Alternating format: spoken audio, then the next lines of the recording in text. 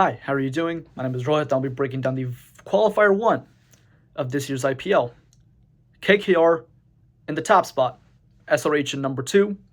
Winner moves on to the final, loser gets a second crack at it in Qualifier 2. And KKR absolutely just ran through the Sunrisers Hyderabad. This match wasn't even close. They win by not just 8 wickets, but they win with 38 balls to spare, chasing 160. And again, this wasn't close. And what's more important is that in big matches, and the playoffs are always big matches, big players step up in big ways. And for KKR, it was Mitchell Starc. 3 wickets in the power play, including Travis Head for a second ball duck. The thing with SRH is, they're not a team that loses a lot of wickets in the power play on a consistent basis. But whenever they do lose wickets, they lose one, then they lose another, and then they lose another. Every single time they lose wickets in power play, it's always a weird sort of domino effect. That's exactly what happened here. The Sunrisers Hyderabad lost 4 wickets in the power play, and they were just absolutely dented. Travis Head, Abhishek Sharma, Nitish Kumar Reddy, and Shahbaz Ahmed. All 4 of these players gone for single-digit scores, including 2 ducks, with Shahbaz also being a golden duck. Rahul Tripathi was the only one in that top 5 to not only score in the double digits, not only did he make a half century, 55 from 35, but he weathered the storm, he played a mature knock, he didn't take unnecessary risks with the bat, he understood where the fielders were, and he stepped up, which is what Sunrisers Hyderabad needed. They needed someone who could play to the match situation, play proper cricketing shots, and just not overthink things. Rahul Tripathi was absolutely phenomenal. And he was basically just left stranded on a run out by Abdul Samad later in the innings. And that was basically the nail in the coffin for the Sunrisers Hyderabad prior to Pat Cummins coming in at the very end, blasting a quick 30 to somehow get Sunrisers Hyderabad to 160.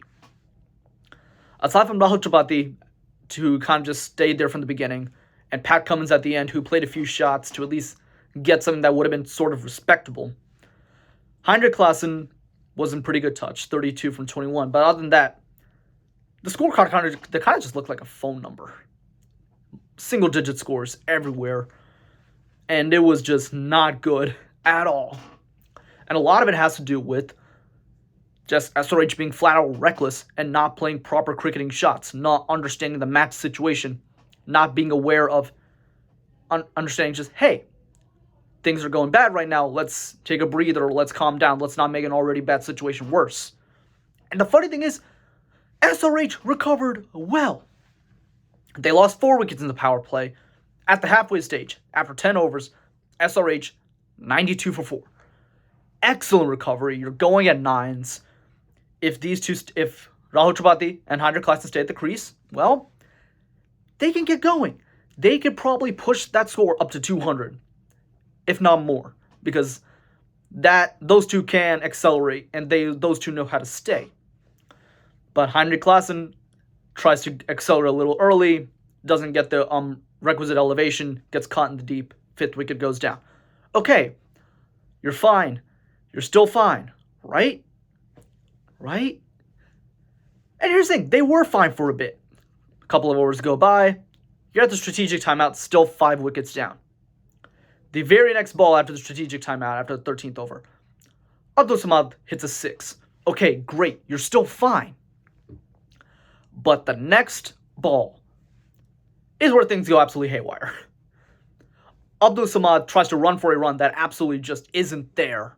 He just sprints to the non-striker's end, leaving Rahul Tripathi absolutely stranded, and he lost his wicket for no reason.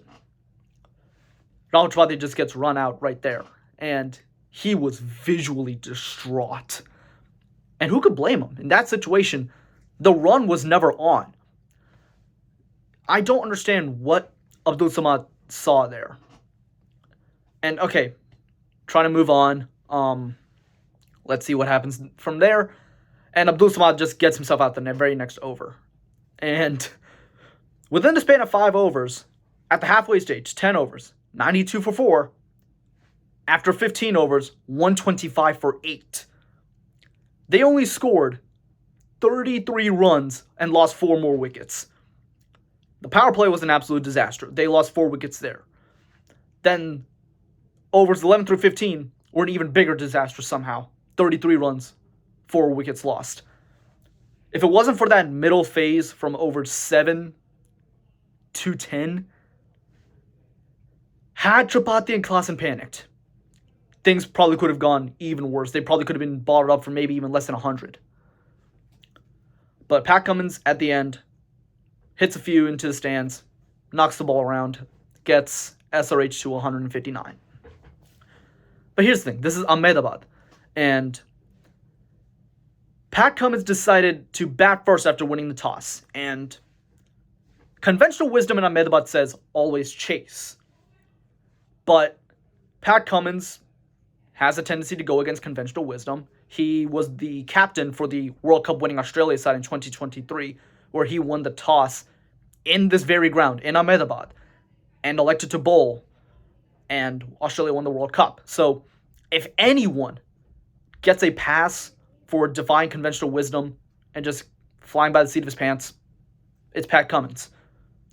Today was not that day to do that. The pitch was covered. There was a bit of moisture. There was a lot of swing early on from Mitchell Starc, and he ran through that top order. And when you have a bowler like Bhuvaneshwar Kumar, who can swing the ball both in and out to both the left-hander and the right-hander, why give up that advantage? Why choose to bat first? And the funny thing is, batting first would not even seem like a bad decision if the Sunrisers Hyderabad batters knew how to apply themselves, which is where the problem lies.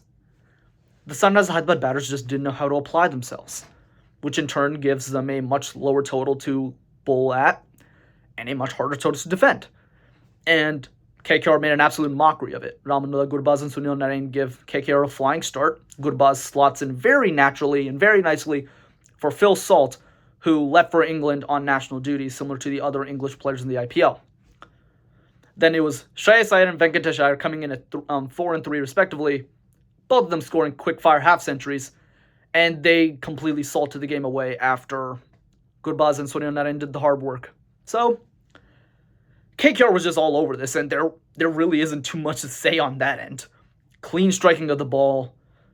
There was a bit of luck involved. Shreyas Iyer got dropped on 3 different occasions, and when you drop catches, you're not really going to win matches. But when it's your day, it's your day. And this was KKR's day.